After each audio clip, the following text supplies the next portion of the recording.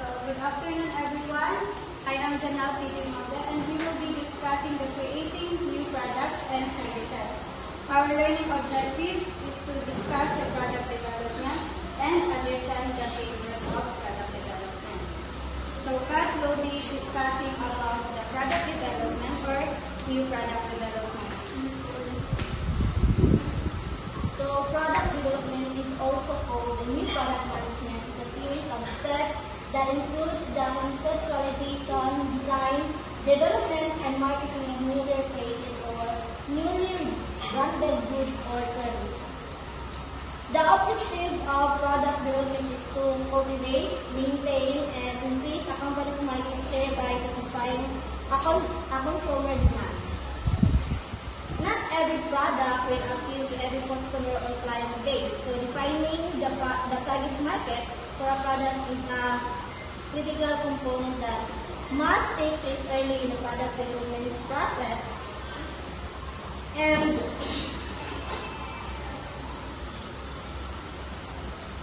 then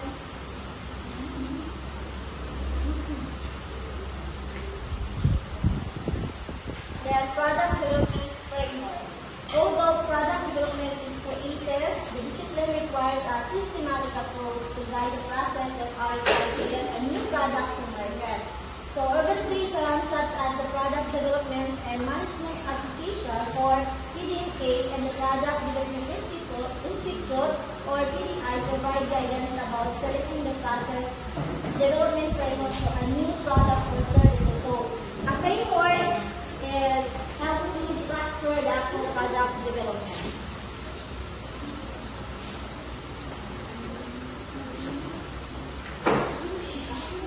So, identification of design criteria.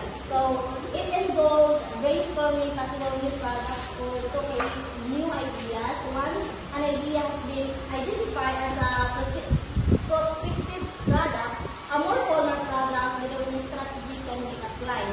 And the idea analysis also involves a closer evaluation of the product concept. So, the market research and concept studies are undertaken to determine if the idea is feasible or within a relevant business context to the company or the consumer.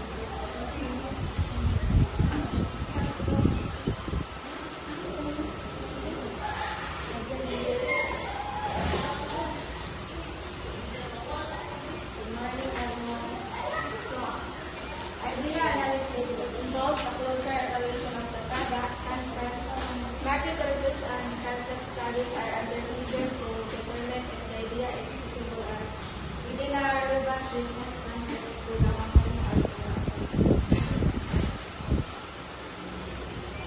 This is a closer evaluation of the product concept, market research, and concept studies are conducted to assess feasibility and market relevance. Like for example, manual brainstorm of mga idea. The company focuses on the waterproof and shockproof phone case. They conduct market research to see if there's demand for this product or case. We might survey potential customers who na interesado sila ng product and to identify issues that are most desirable. Next is concept genesis. It involves turning an identified product's opportunity into a tangible concept. Based on the market research, the company refines the phone case, decide on specific materials, dimensions, and features. They create detailed drawing and specifications for the case. Next is prototyping. It involves creating a rapid prototype for a product concept that has been determined to have business relevance and value. Prototyping in this front-end context means a quick and dirty model is created rather than a fine product model that will be tested market later on. This involves creating a rapid prototype to test the product concept. This prototype doesn't need to be perfect. It's a quick and dirty model to assess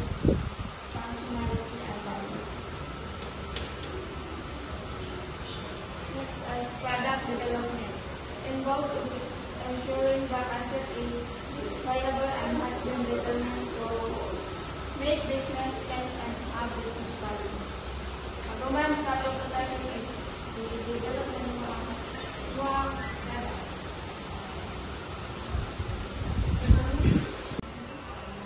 There are the 5 components of design thinking. First is the empathize. Learn more about the concept from multiple perspectives. Empathize this stage involves simply understanding the problem from multiple perspectives. It's about understanding the user's needs, pain points, and motivation. This is defined. Identify the scope and true nature of the problem. This stage involves clearly defining the problem you're trying to solve. It's about framing the problem concisely and accurately. Brainstorm solutions to the problem. This is the brainstorming phase where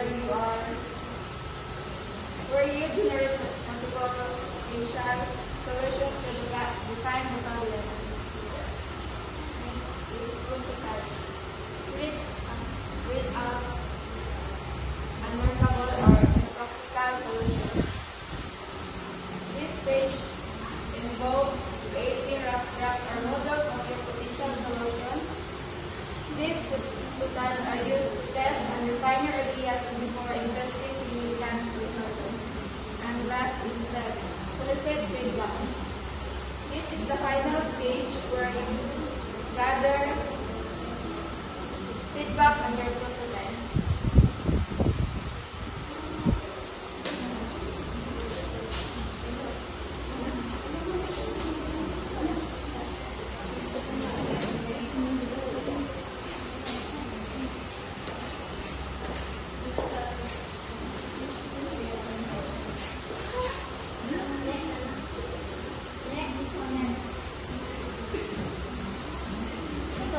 Stages of new product development. First is the idea generation. Idea generation is the continuous and systematic quest for new product opportunities, including updating or changing existing product. So, ang kanina idea generation, so come up mo mga idea para sa inyong mga product. So, brainstorm mo, brainstorming, and then para ma-determine po ninyo kung ang true objective to generation will do early testing and for improvements dahil ang idea generation. And then next is the idea screening. Takes the less attractive, infeasible, and unwanted product ideas out of the running.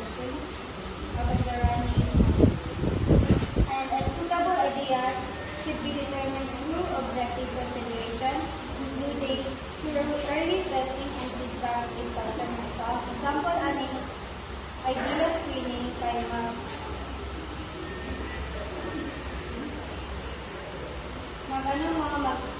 sa kadang flavor bitaw, ipatest ninyo sa mga customer ko. Ano ba, like ito sa ang product na lemongrass, so katong i-change man ang isa ka product, ay kuan man sa product cucumber, so i-change na mo ang watermelon. Kaya magkuan man siya, mag-no ang lasa sa lemongrass o cucumber. Then concept development and testing is vital. The internal objective analysis of step 2 is replaced by customer opinion in this stage. The idea or product concept at this point must be tested on a true customer base. So, ang example, idea, concept development or testing. So, mag-ano na siya. For example, ang new food delivery app launching a survey to assess customer preferences for food choices, delivery times, pricing, and user experience. So next is the market strategy or business analysis. So identifies the strategy on how to market or sell your product or service. It is comprised of four P's, which are product, price, promotion, and placement. So, muna ang market strategy first sa product. Ang product, naman na siya ang the service or good that's being designed to satisfy the demand of a target audience. Then next is price. Pricing decisions affect everything from margins, supplies, and demand, and market strategy. Next is promotion. The goals of promotion are to set the product to the target audience. So, kanang promotion, pagalihan mo nga, ikaw online, ang pag-promote sa iyong product. Increasing demand by doing so and to illustrate the value of the product. So next is the placement. The transaction may not occur on the web, but in today's digital economy, the customer is generally engaged and converted on the internet. So depende nimo kung ba brick or mortar or brick and mortar or brick or mortar versus click and mortar. So, ang brick and mortar, kato na siyang sa physical stores, while ang click and mortar kay sa online. Online ninyo malocate ang ilang produkto.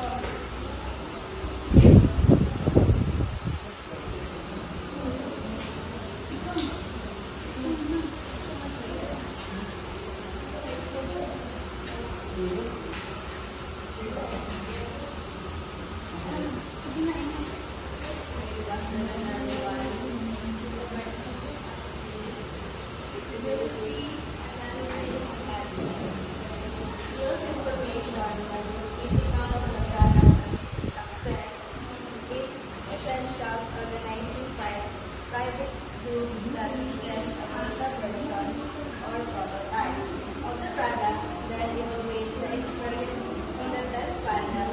This feedback communicates the target market level of interest in desired product features, as well as determine whether the product or development has the potential to meet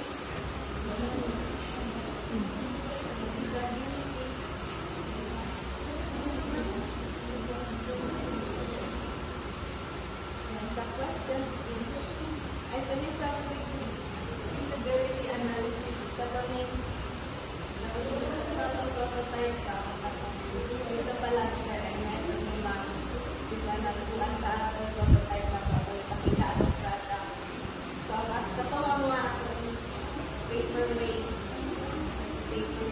siya, and then nagkatulog feedback silang mga design innovate sa ating product para mabuhan siya, para ako siya malami. And then the question to be answered during feasibility analysis include, do you have the labor and materials required? So, ano kita is tuwar. And then, what is the price of the delivery and promotion? Do you have any access to the right distribution channels? And so the product technical design for the product development.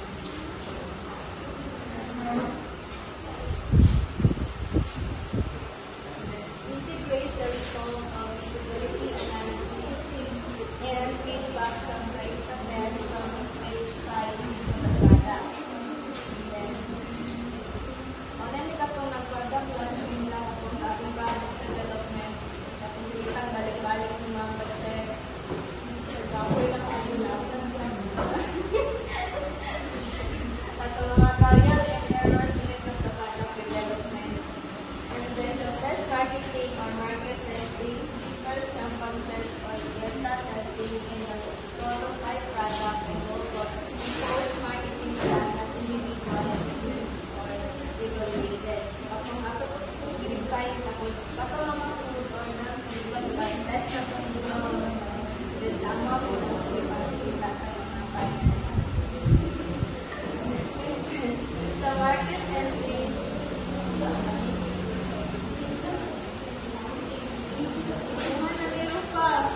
So